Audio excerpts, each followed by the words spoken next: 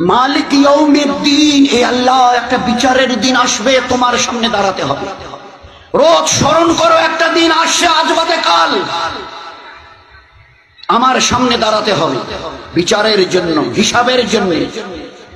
দুনিয়ার এই দিন শেষ হবে, আখিরাতের জীবন শুরু হবে।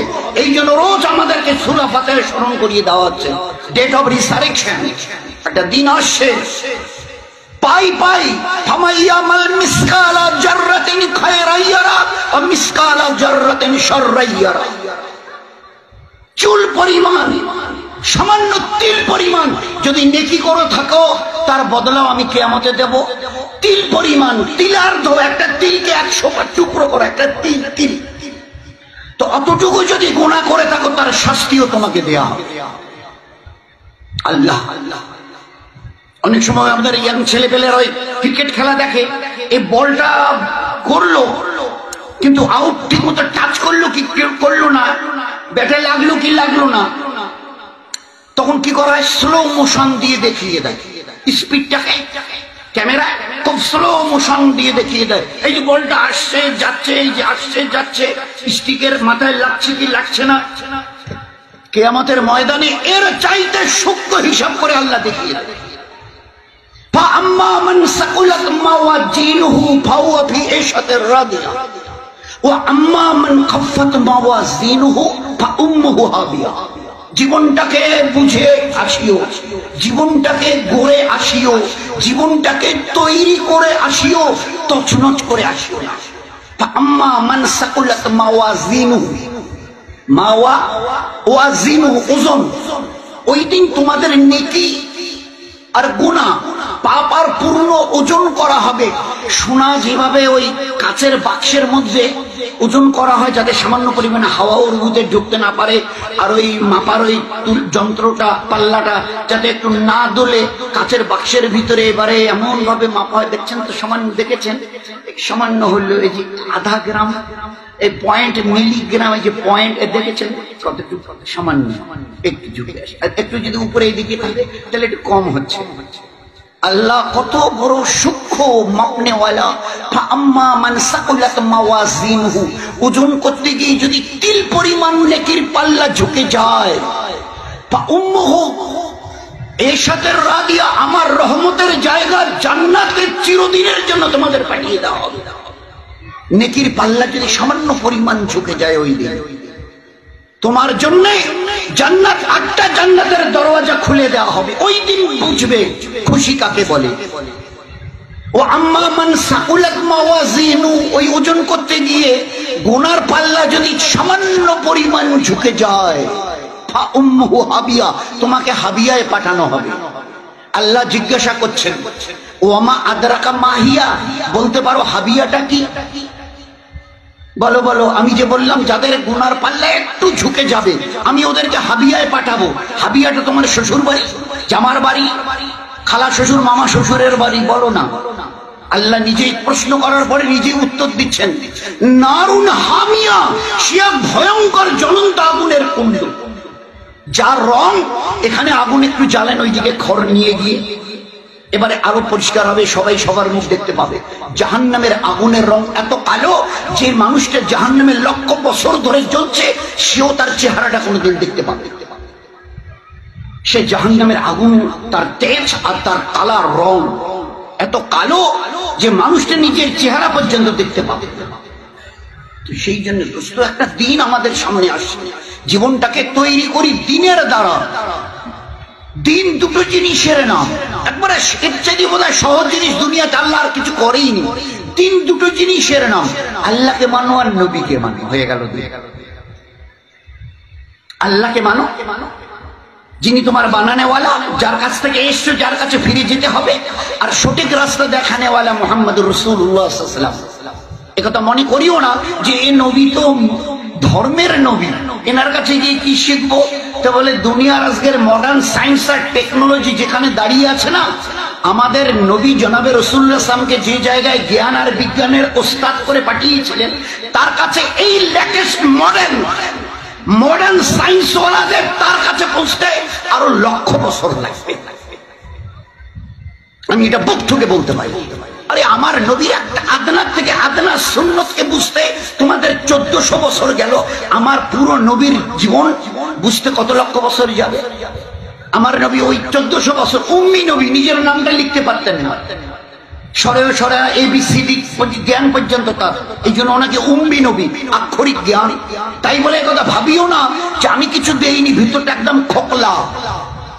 মডার্ন এই টেকনোলজির যুগে খবরদার, আজ পর্যন্ত যা করেছো সায়েন্সের নামে, আমার এই নবী যা দেখিয়ে দিয়েছেন করে গেছেন, তার লক্ষ ভাগের এক ভাগ কিচ্ছু করতে পারবে।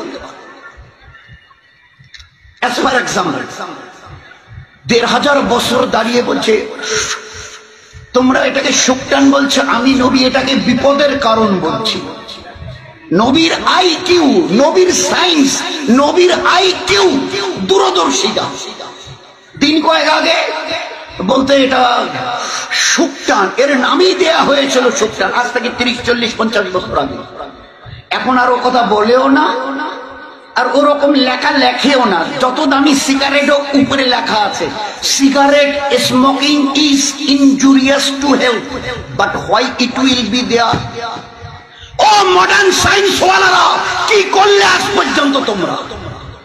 একটা মোবাইল হাতে নিয়ে কি বলছে, লে লো দুনিয়া মুঠি মে, আর হাতের সিগারেট, এত দামি সিগারেট, আর তার গায়ে লেখা আছে প্যাকেটটার দাম 150 টাকা, 10টা সিগারেটের দাম, একটা স্টিকের দাম, সিগারেটের দাম 15 টাকা করে, আর উপরে লেখা আছে ধূমপান স্বাস্থ্যের জন্য ক্ষতিকারক। এখানে যে ক্ষতিকারক ব্যাকটেরিয়াটুকু আছে, জীবাণুটুকু, ভাইরাসটুকু, কেন এটাকে বের করে, এটাকে বের করা গেল না? যাচ্ছে না? গোটা দুনিয়া যেখানে নিজের হাতের মুঠোয়, সত্যি তাই করে দেখিয়েছে সায়েন্সওয়ালা। অস্বীকার নেই আমাদের, কিন্তু আমার দামি সিগারেটের প্যাকেটে এখনো লেখা থাকবে কেন? Why it will be there? আমার নবীর নজর, আমার নবীর পারদর্শিতার বিদ্যা, এটাকে অ্যাভয়েড করার ক্ষমতা তোমাদের নেই, চাই যত চেষ্টা তোমরা করো। সিগারেটটা টান দিলে কতটা ব্যাকটেরিয়া তৈরি হয় আল্লাহ পাক নবীকে দেখিয়ে দিয়েছেন। এই নবী আমার শুধু নামাজ, রোজা, হজ, যাকাতের কথা বলবার জন্য যায়নি, জ্ঞান ও বিজ্ঞানের যা কথা বলেছে বুঝতে তোমাদের লক্ষ বছরে, তো 1300 বছর গেল, লক্ষ বছর লাগবে, লক্ষ বছর লাগবে। সিগারেটটা টান দিলে যে ব্যাকটেরিয়াটুকু তৈরি হয়, ভাইরাসটুকু যে তৈরি হয়, চিন্তা করতে পারবো না যে কত ক্ষতিকারক জিনিস। কি করে বুঝলো মুহাম্মদ সাল্লাল্লাহু আলাইহি ওয়াসাল্লাম? তিনি তো কোনোদিন কেমিস্ট্রি নিয়ে পড়াশোনা করেননি। 9, 10 এর ছেলেরা, 7, 8 এর ছেলেরা কেমিস্ট্রি পড়ে, ফিজিক্স, কেমিস্ট্রি, তো তার তো 1, 2 বিদ্যা নেই। তিনি কি করে জানলেন সিগারেট ধূমপান করলে এর একটা ব্যাকটেরিয়া তৈরি হয়, ভাইরাস তৈরি হয়? কি করে তিনি এই কথা বললেন? একজন উম্মি নবী। কোন গরম খাবারে নাক আর মুখের হাওয়া দিও না। কি করে, কেন বললেন? বলে পিছনের একটা বড় কারণ আছে, দেয়ার ইজ এ রিজন, একটা বড় কারণ। কি কারণটা? কিছুদিন আগে মজা উড়ালো দুনিয়া, গোটা দুনিয়া মজা উড়ালো যে এইভাবে বলে বলে বলে বলে লোককে আপনারা ব্যাকডেটেড করাচ্ছে এইভাবে। এই ভাই গরম চায় খুব দেবেন না, এই গরম খাবারে একটু তাড়াতাড়ি যেতে হবে, অফিসে, স্কুলে, কোর্ট কাছারিতে, ট্রেনে, বাস ধরতে হবে, একটু তাড়াতাড়ি একটু ফু দিয়ে নি। বলছে না না, নবী মানা করেছে। ভাই বলছে যে এগুলো মানে কি বলি আপনাদের, এইসব করে আপনারা একটা সমাজকে পিছিয়ে রাখছে। এই ছিল কয়েকদিন পিছনের বল। এখন কি বলছে যে সত্যি আদৌ আমাদের এই সম্পর্কে কোনো ABC নলেজ পর্যন্ত ছিল না। আজ গোটা সায়েন্স কি বলছে, 6, 7 এর ছেলেরা এখন পড়ে যে আমরা যখন হাওয়াটা নিই ওটা কি যায় ভাই ভিতরে? কি যায় বলুন? যারা পড়াশোনা করেছেন, পড়াচ্ছেন, কি যায়? O2, oxygen. আচ্ছা, ওই নিঃশ্বাসটা আমি নিলাম, আবার নিয়ে ছেড়ে দিলাম, ওই হাওয়াটা গেল ভিতরে, ঢুকে বেরিয়ে এলো। যখন বেরিয়ে আসে কি বের হয়ে আসে? আরে ভাই কি বের হয়ে আসে? CO2, কার্বন ডাই অক্সাইড, বিষাক্ত বায়ু। এটা মুহাম্মদ সাল্লাল্লাহু আলাইহি ওয়াসাল্লামের জানার কথা ছিল। তিনি তো ধর্মের নবী, তিনি তো ধর্মের নবী। নামাজের কথা বলবে ঠিক আছে, রোজা, হজ, যাকাত, তাসবিহ, তেলাওয়াত, দান, খয়রাত, পর্দা, কুশিদা, বাচ্চাদের তালিম, তারবিয়াতের কথা বলবে। ইনি কি করে বুঝলেন যে হাওয়াটা টানছো মুখ অথবা নাক দিয়ে অক্সিজেন ভিতরে গেল যাচ্ছে, আর ওই যে যখনই বেরিয়ে আসে সঙ্গে সঙ্গে কার্বন ডাই অক্সাইড নামের বিষাক্ত বায়ু, তার তো জানার কথা নয়। বলুন না তো এরকম, এর এক দুটো নয়, গোটা তার লাইফ, তার গোটা লাইফ যদি আমরা স্টাডি করে দেখি তাজ্জব হয়ে যাবে, তাজ্জব হয়ে যাবে যে আল্লাহ পাক এই নবীকে কত জ্ঞান ও বিজ্ঞানের আল্লাহ পাক তাকে ইলম আর পারদর্শিতা দিয়েছেন। এই জন্য শুধু দুনিয়াতে উনি মুখ্য বানাবার জন্য, লোককে নিরেট মুখ্য বানাবার জন্য আল্লাহ তাকে নবী করে পাঠায়নি। তো এই নবী কে যদি চিনতে চেষ্টা করি, তার আনিত দিনটাকে যদি বুঝতে চেষ্টা করি, তো দিন দুটো জিনিস, আল্লাহকে মানো, নবীকে মানো। আরো একটু যদি দুপায়ে এগিয়ে যাই, ভাই দিন কাকে বলে? বলে ওই দুটো জিনিসের নাম। কি বলো? বলে আল্লাহ যা করতে বলেছে করো, যেটা ছাড়তে বলেছে ছাড়ুন, দিন হয়ে গেল। আল্লাহ কি বলেছে? গরিব দুঃখীদের তুমি দেখে হাত বাড়িয়ে দিও, সাহায্যের হাত বাড়িয়ে দিও।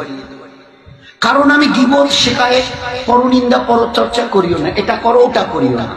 তো দিন কাকে বলে? আল্লাহ যা করতে বলেছেন করি, আর আল্লাহ যা ছাড়তে বলেছেন ছাড়ি। এতে কি হবে না, তোমার জীবনটা ধন্য হবে, তুমি আল্লাহর কাছে, স্রষ্টার কাছে মেহবুব পেয়ারা হয়ে থাকবে, আর গোটা দুনিয়ার কাছে তোমার এই আখলাককে দেখে গোটা দুনিয়ার কাছে চোখের তারকা হয়ে থাকবে, তারা হয়ে থাকবে। তোমার এই লাইফ স্টাইল যখন লোক দেখবে, এরা কারো নামে গীবত করে না, শিকায়েত করে না, বহতান করে না, কারো উপরে জুলুম করে না। কারণ আল্লাহ তো কোরআনে শুরু থেকে জাযাউল ইহসান ইল্লাল ইহসান, মানুষের প্রতি দয়া করো, আমি আল্লাহ তোমাদের দয়া দেখাবো, তোমরা দয়া পাবে। তোমরা কারো নামে গীবত শিকায়েতের মধ্যে যেও না, কারো জুলুম করিও না। ওয়াল্লাহু লা ইয়াহদিল কওমাজ যালিমিন।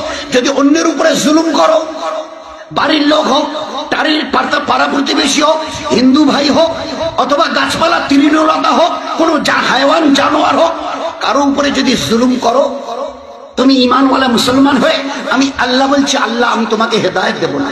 হেদায়েত মানে সৎ পথ।